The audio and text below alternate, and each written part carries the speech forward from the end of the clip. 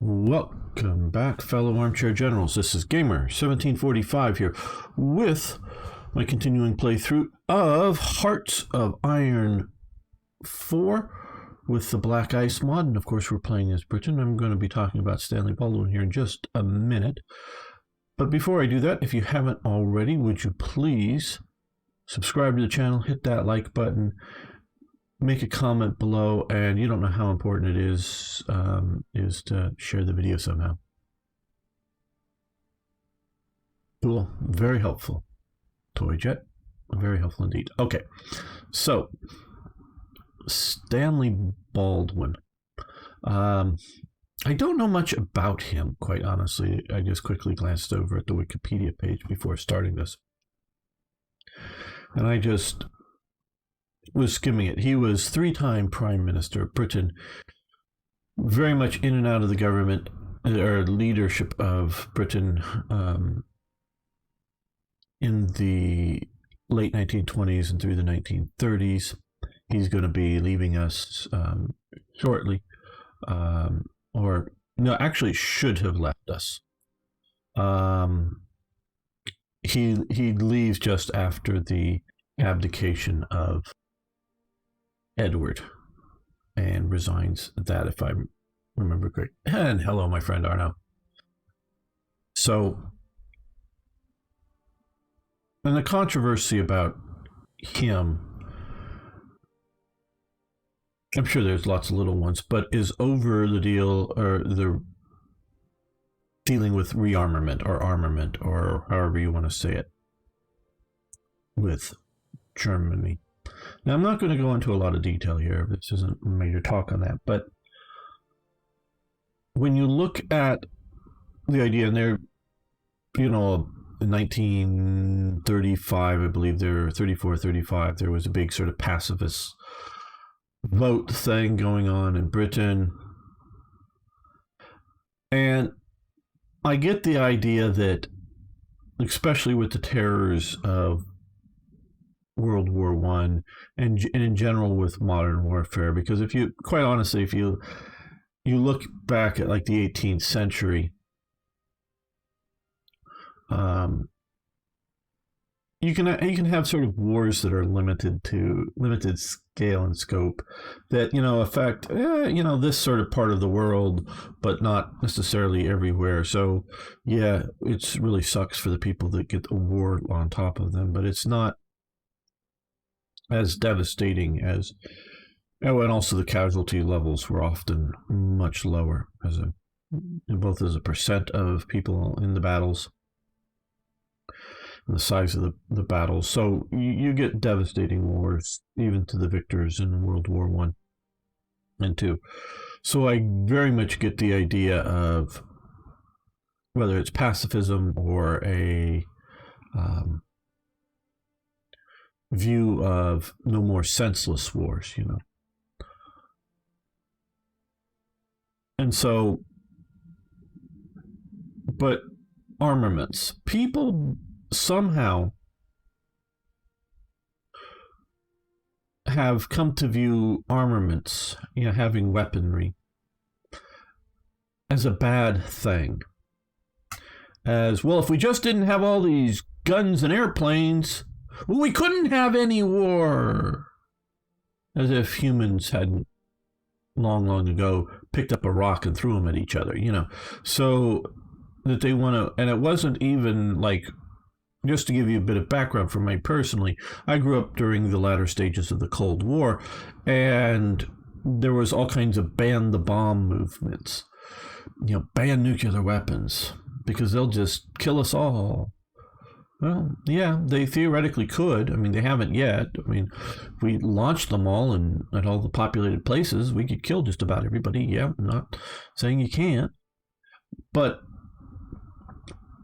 and so that I get, and I get, like, you wanting to ban, you know, which they more or less did. We can see about Italy's use of poison gas in Ethiopia, Japan's use of some stuff like that in China, but on a large scale, more or less got rid of chemical weapons. Oh, when we can see particularly in the Iran-Iraq war, the Iraqis used a fair amount of chemical weaponry.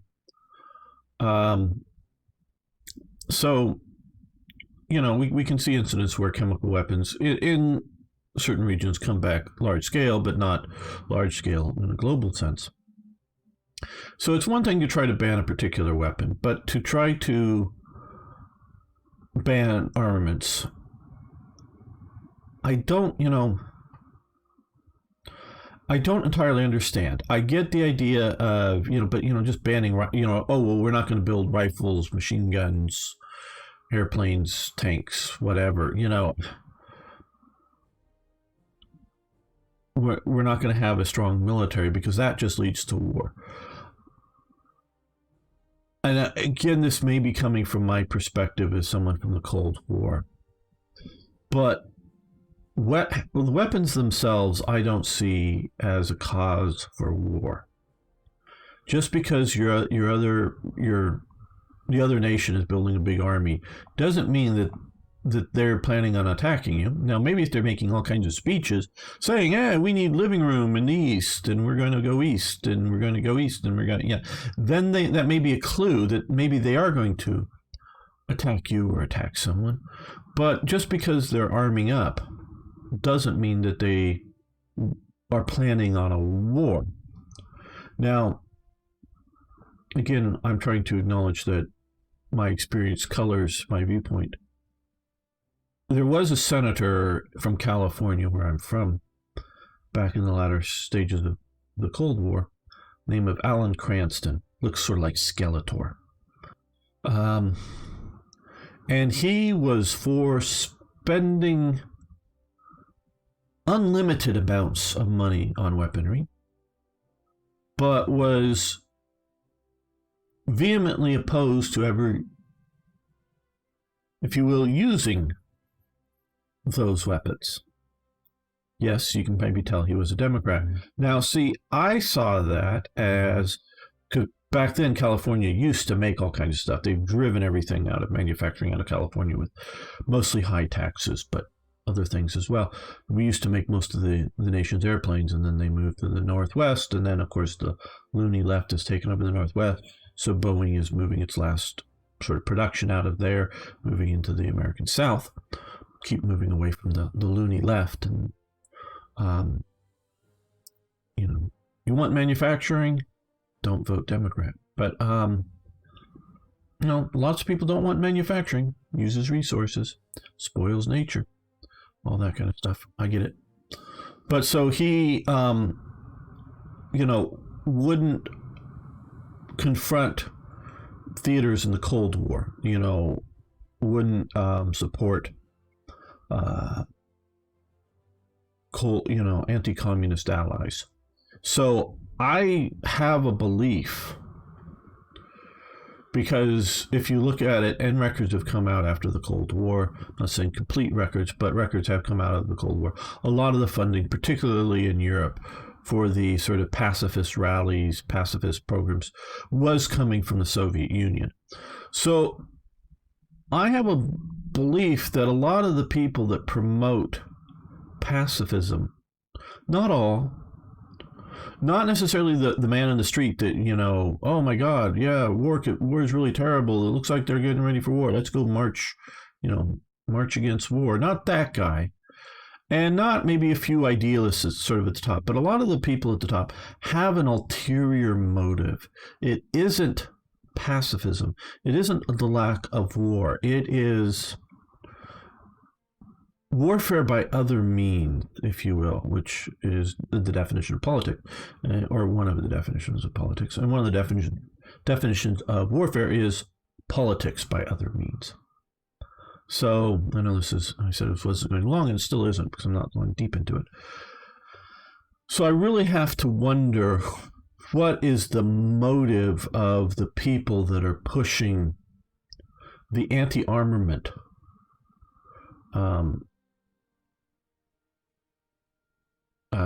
program agenda in Britain and in other nations, whether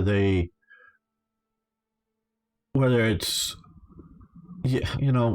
what is it? There's got to be some other motives, I think, than purely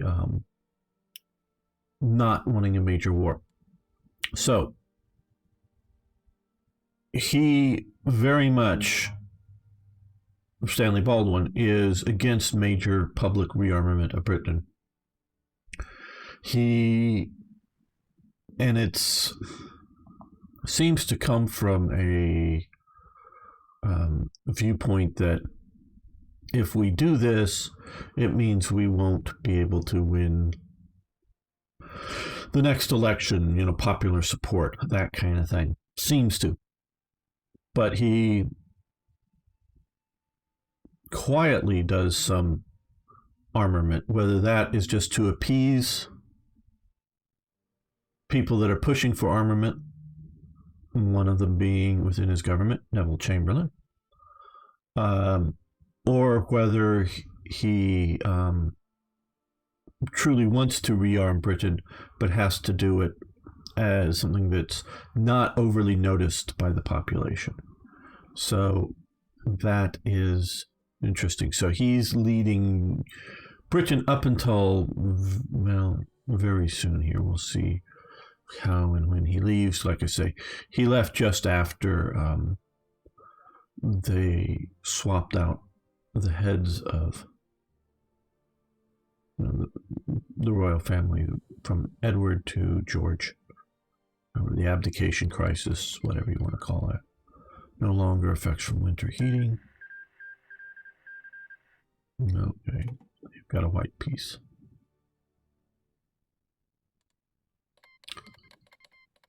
No longer under the, get the effects as steady as she goes. Okay, now we are, okay, let's look at equipment here. We are producing some, but I guess it's just not enough to register on this. Some coastal artillery, recon equipment, we're not anywhere near. Motorcycles, we're not anywhere near. Okay, I think we need to well, we are producing items. Obviously, we have the factories here. But right now, I'm looking at just getting stuff going.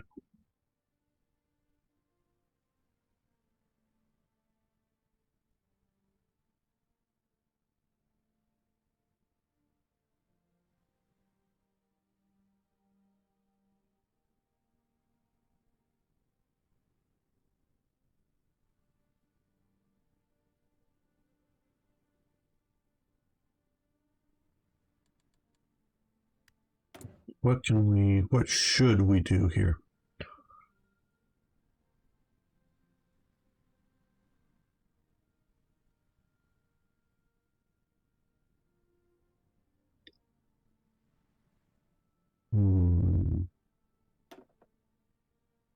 Political advisor, maybe propaganda minister. Peace and stability.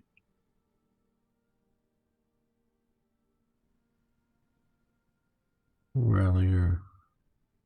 Base stability is down, but war support is up. See, war support here is royalist reformer. Area would be clicking that faster than anything else, but I'm going to look at political power gain 5%. Daily monarchist propaganda minister cost.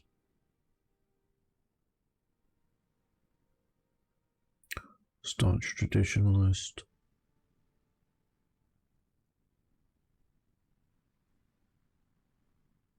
Bitter defender.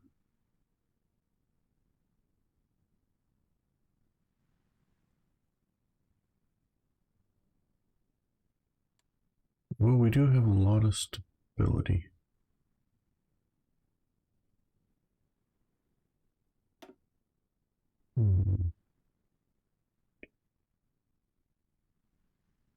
George Orwell, socialist novelist. War support. But also communist support. Well,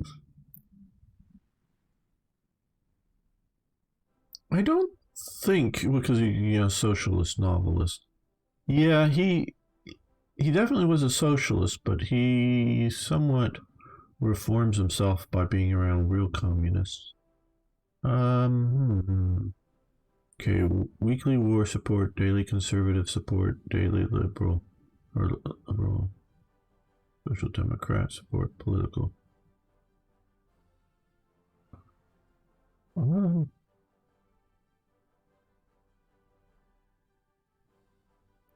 I like that.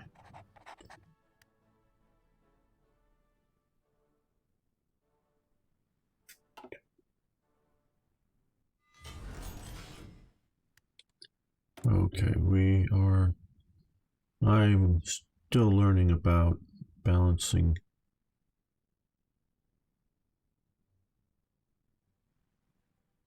out the different production slots. I think we could use a couple of military factories.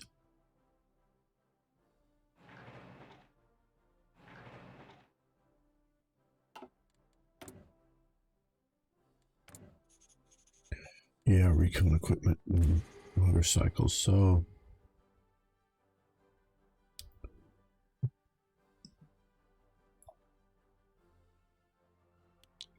that is where we're going to put our current and then near future factory. Okay, and I do quite honestly like the idea of these research companies and how they've done them. As many of you know, in Hearts of Iron 3, it's really, you can sort of shotgun it, and if you're a major power, you can really push everything. This is complicated. Not bad necessarily. Complication doesn't equal bad, it just means I like for Britain convoy doctrine. That sounds good. Just means a lot to learn.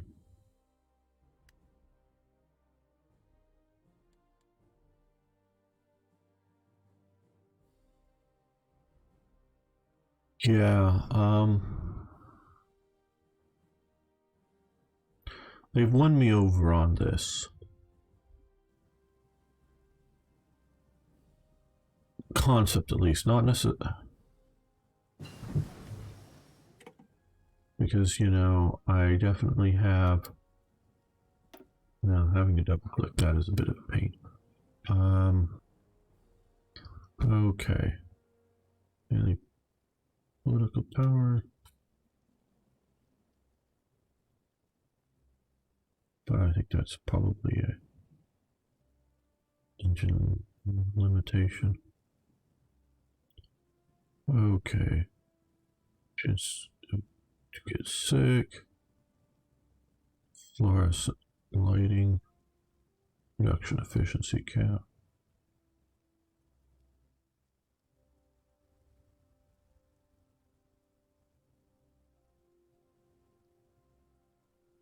Yeah, I think we'll go with tool maintenance right now.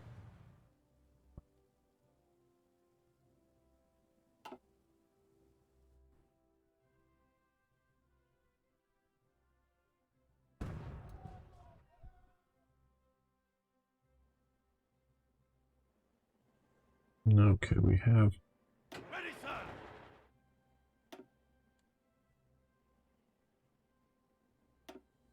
Egyptian army out here. What does this look like? Okay. Semi-motorized infantry.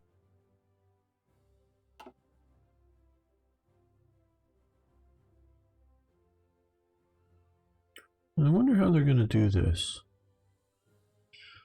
The Egyptian army, I may talk about this more later, did not fight in World War II. There were elements that sort of wanted to maybe decide to fight the British instead of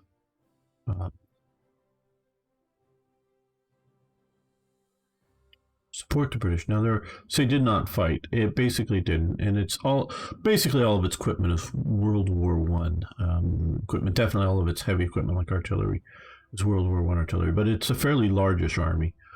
There was an engagement in Siwa, the sort of oasis city out here, wherever it would be. I don't know if this is what they're thinking Siwa is supposed to be here, but that was just a really minor thing, a minor engagement with some sort of desert reconnaissance elements from, I think, the Italian, or was it the German army? It was a minor sort of skirmish as things go. But yeah, research capabilities. Okay, these are currently nothing I can do. Just wondering about that. Hello, Scooter. Well, right now, of the two, my favorite is Hearts of Iron 3 Black Ice, preferably with a bunch of the mods.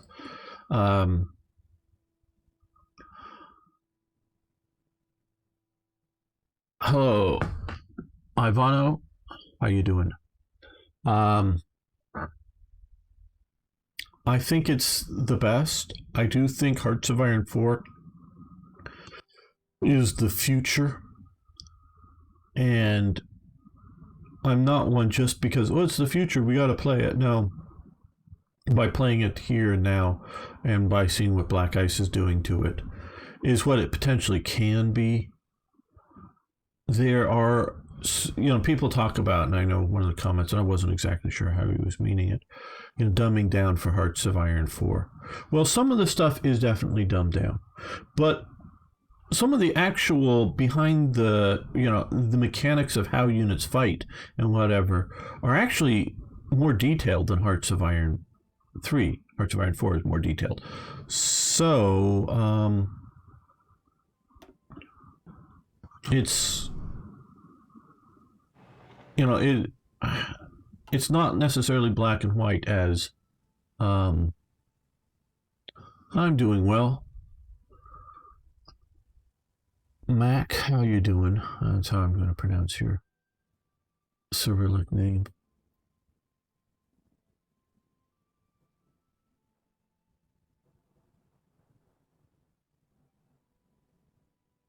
And so there is potentially a lot of good. I just still wish to have the traditional tank designs. Good. And we'll do his duty. Good. Had a comment about some good feedback on how to improve things, and he said, get rid of the NATO calendars. They're cancer, or not calendar, counters. Get rid of the NATO counters because they're cancer. And you can't tell infantry from the tank units. And I'm going, well, I'm thinking the tank units all have the tank unit symbols, and the infantry have all the infantry symbols. And if you combine the two, that means armored infantry. But okay, I get it, some people, and I think the helmet and whatever, to me, is cancer. So sorry, some of us are just going to have to agree to disagree as to whether we like NATO style or other graphical image style better. You're not wrong to like what you like. I just like what I like, and so I'm going to play that way. It's Maxim. Okay, cool. Thank you, Ivano. I just don't read, as you can tell, Cyrillic well.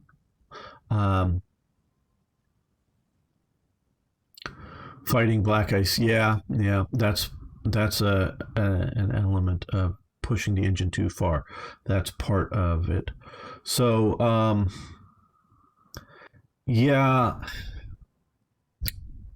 Heart, it just, you have to look to, and because of being a bit of a modder, I look to what can be developed from things. Okay, so we have tank design, so this is unlocked. Other things here, and we are limited in our, we can research here. So do we want to do gasoline engines or diesel engines? Fuel capacity, armor battalion speed. Okay, leaf suspension, recovery rate, max speed. Powered turrets. Ooh, that's a lot of extra attack. 36. So let's get that going. And what else can we research? Okay. Yeah, this is over. Are we completely done with? Well, we're not completely done with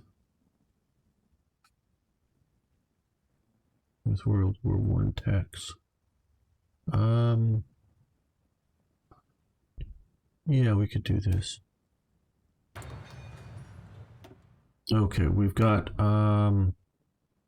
every man will do his duty, which increases. That was the research slot, and we can zoom out here and see that this is a huge national focus tree, and I am not like familiar with it to know like just what paths, you know, I want to go down. I'm just sort of looking 1 or 2 steps ahead. So naval base province, that's good. And also gotta look at the days it takes to complete.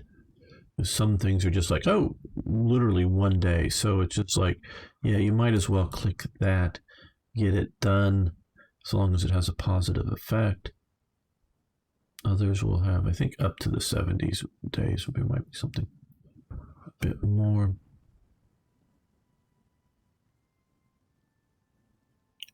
$70 days for that. That's a bit long.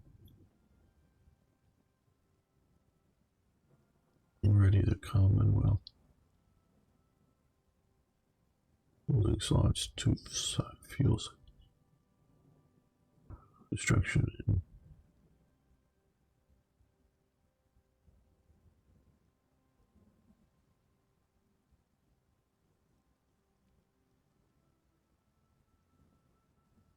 And a training basin. Encourage colonial elites, landward fortifications, developments in Australia. Those all look really good. Yeah.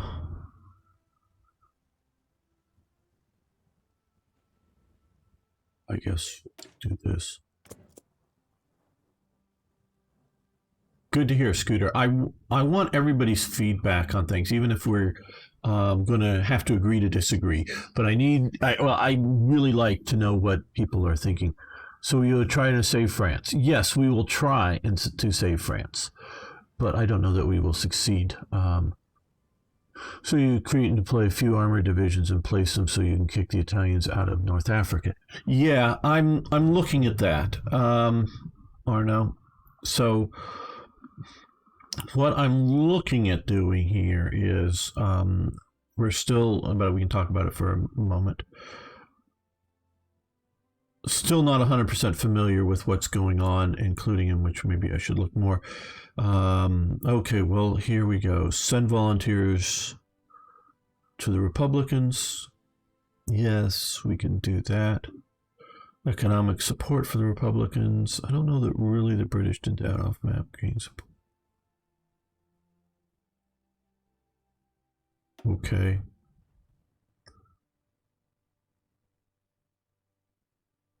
We'll get those going. Support of the Nationalists, but I don't really want to.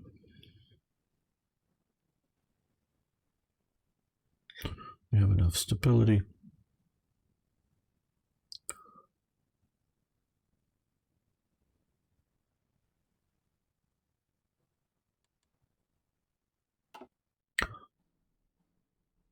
So we're doing a little bit of support there for the Republicans. That's good.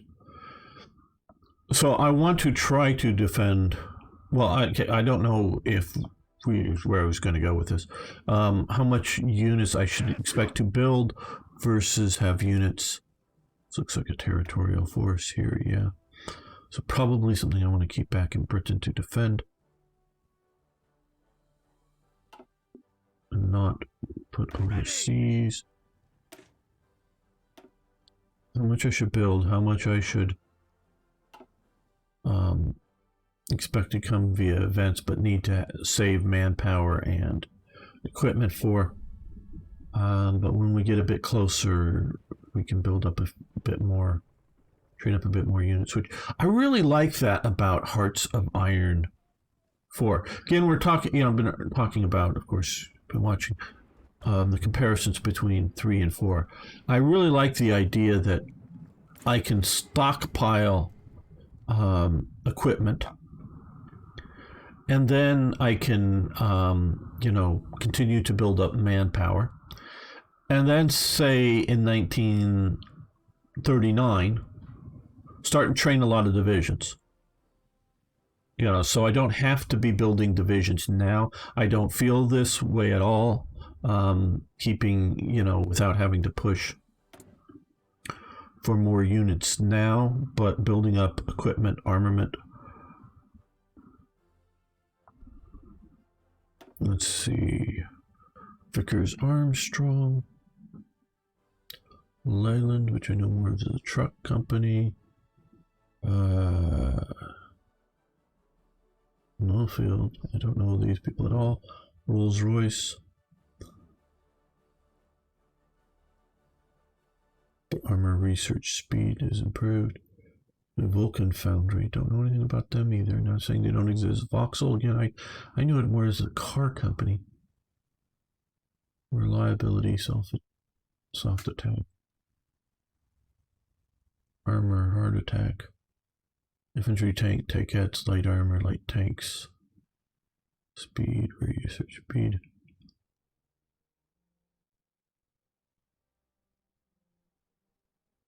Yeah, Vickers Armstrong was one of the major armament production companies, and they built the big things, the ships. They were one of the, if not the major, military ship producer and heavy gun producer for Britain. So, yeah, we'll go with this. Yeah, you should create. Okay, for Eastern Africa. And deploy them there. Yeah, that's a good idea about South Africa, Arno. Hey, Martek. Haven't listened to me rant about the election yet. Well, I'm not going to rant about the election now. I will say there has clearly been clear evidence that there's some irregularities about the election.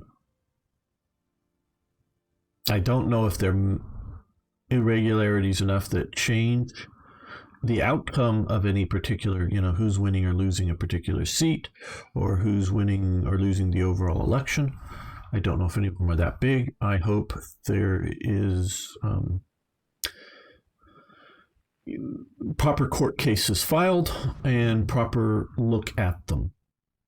And if Trump lost, Trump lost. If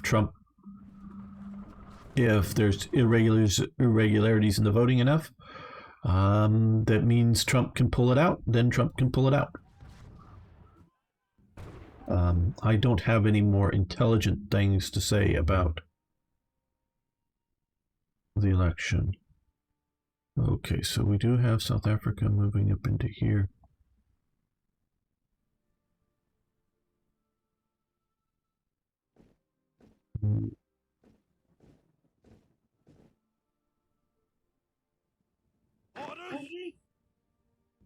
Rhodesian groups.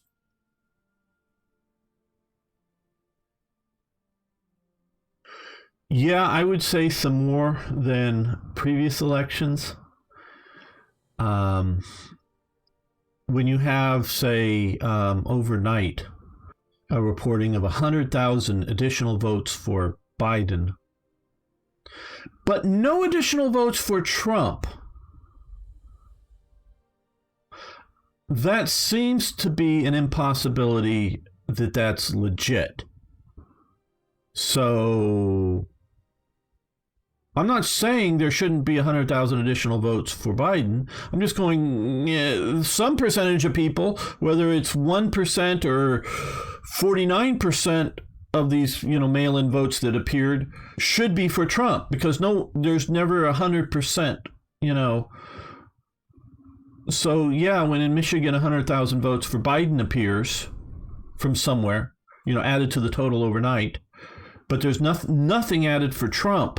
Now, maybe so I'm thinking, maybe there's a huge amount of votes added for Biden, and he should be winning in Michigan, but they don't seem to be counting Trump votes. So there seems to be something irregular there, significantly more than usual. And because things are more and more computerized, it's more and more easy to mess things up.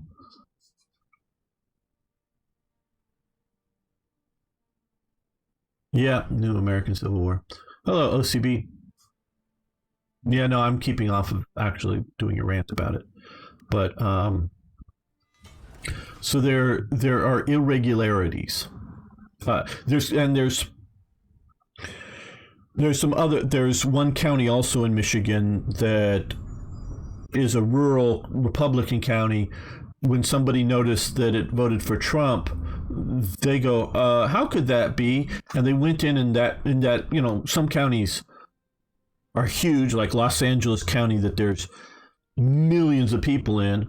And then there's other counties where there's just tens of thousands of people in the United States. So they went back to this county, because it was sort of Republican count. They went and do a hand recount of every ballot in the county and found that somehow there was a computer, doing air quotes here, glitch, and 6,000 votes that were supposed to be for Trump got switched over to Biden.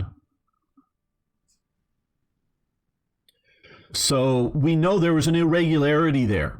The hand count and the computer count isn't correct. Now, maybe the hand count that they did later is wrong, but so there should be a recount, you know, an official recount to go in and see which is the irregularity. And whether that's a computer glitch or something else, I don't know. So there is clearly an irregularity.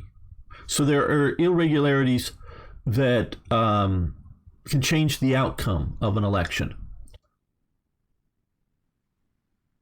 Yes, the Russian-Belarusian way of election. So, yeah, so I know there's irregularities. There's been stated and apparently proven, and this has come out from, you know, the official county clerks of that county, that the original reported electronic count doesn't match the hand recount of the votes. So one of those two has to be significantly wrong, of 6,000 votes. And there's 47 other counties in that, at least 47 other counties in that state that use that same computer software, and those 6,000 votes would turn like 100,000 or something votes over to Trump, if it was just 6,000 per county. So that we don't know. Maybe it's just those one county. But why only one county that has this glitch from this company's software? So yeah, beyond all, like what I'm saying is we know there's irregularities, and they could be significant, as in significant to actually change outcomes of the election. You know, and so yeah, that needs to be looked into. Well, we're going to build some more civilian factories. So I don't have anything more use to say on it than, you know, useful to say on that, because anything else I would be saying would be either hopes, desires, or speculation or whatnot. But those we have evidence for. And I totally respect people that disagree with me on policy. And all I'm quite honestly really trying to do here when I talk about Morgan Freeman's birth, I know they put this in, you can play Black Ice, low echelon support, is to present a viewpoint about something about history, like I was talking earlier about pacifism and whatnot.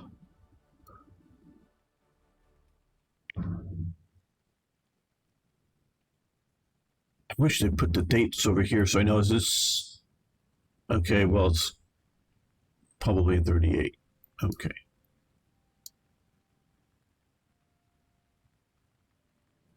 Blenheim Light. Okay, well, let's start the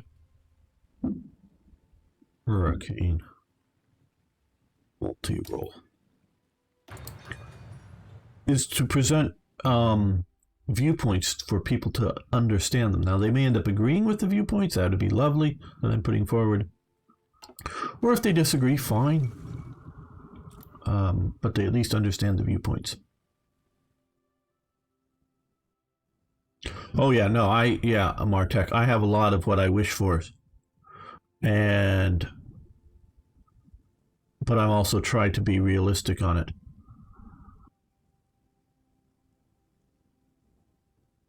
Yeah, on the models trees. Let me come over here and look. I know. Oh, they don't even want us looking here. Okay, so I got to come up to Illustrator's got to come up to a general purpose line here. Okay. Well, how do I put this? No, okay. Maybe they just haven't someone. Because again, you got to realize this is a mod, so people do what they want to do. Supposedly the national focus tree for Bulgaria is really well detailed, and Romania is simplistic. It's just somebody wanted to do Bulgaria, so they did Bulgaria. Nobody's wanted to do a national focus tree for Romania, so it's just the basic one or whatever it is, or minimal changes. There's two good ways, in my opinion, on how these things like this should be set up. It should be set up either dynamically, meaning you can go, well, I want to build the British Navy out with fast but lightly armored ships, or I want to build the British Navy out with heavily armored but slow ships. Pick your poison, pick your whatever. And, realistically, if you're going to slap on lots of armor on your battleships and battle cruisers, they're going to slow them up, or you put them on lightweight and put on powerful engines and they're going to go fast. So you can design your own. That is a very good way to do this. But also, like we see here with the Air Force, is doing historical particular models of aircraft. I too would rather, because I sort of want Germany to be Germany and Britain to be Britain and Italy to be Italy, and not, well, what if Italy makes this great fighter? Or what if, Britain makes bad Navy warships, or whatever you might want to choose. And I get that, but I sort of want the nations to be the nations. Now, some of the technologies are things that get upgraded on ships over its lifetime, like radars. I know with America, during the war, there's a lot of even stuff going back to the 1920s and whatnot, that battleships, old battleships or whatever, and even fairly new stuff that, made in the 30s before radar is really, shipboard thing, get radar upgrades.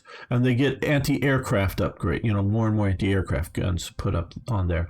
And so some of the stuff should be dynamic, just because you still have the same basic model of ships, but you're sticking different modules on it.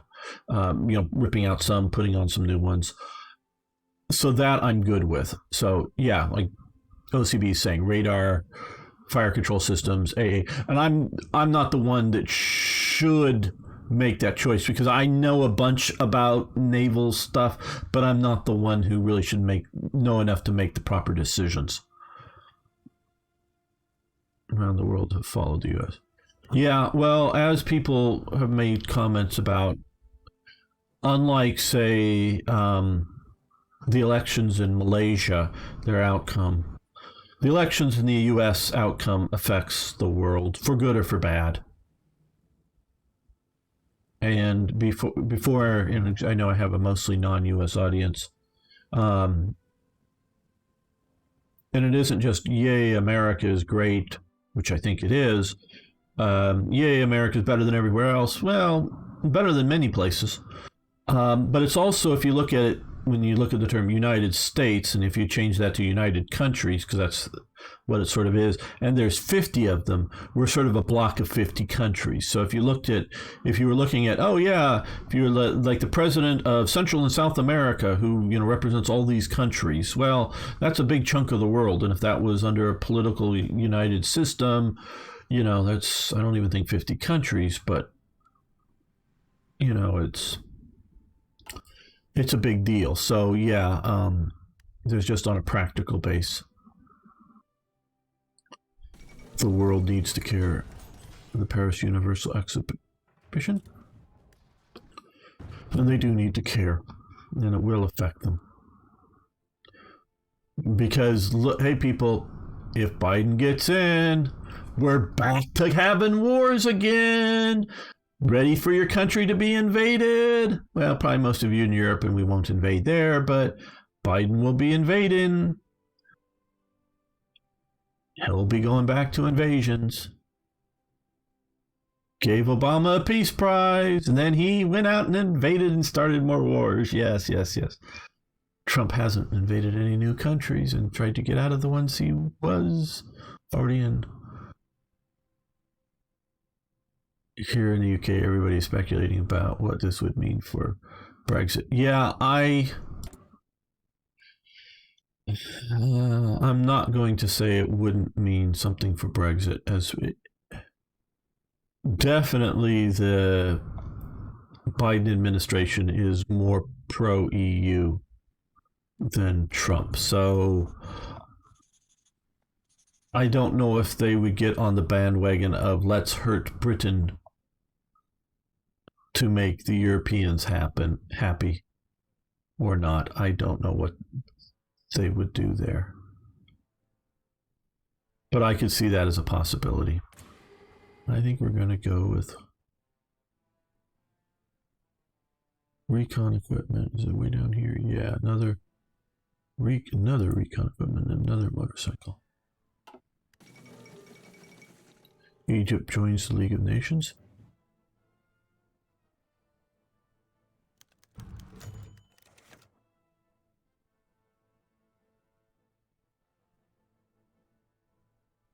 Yeah. Hey, good. There's definitely the situation with... Okay, Stanley Baldwin resigns. Yes, and he did resign in May, 2 weeks after the coronation of George the VI.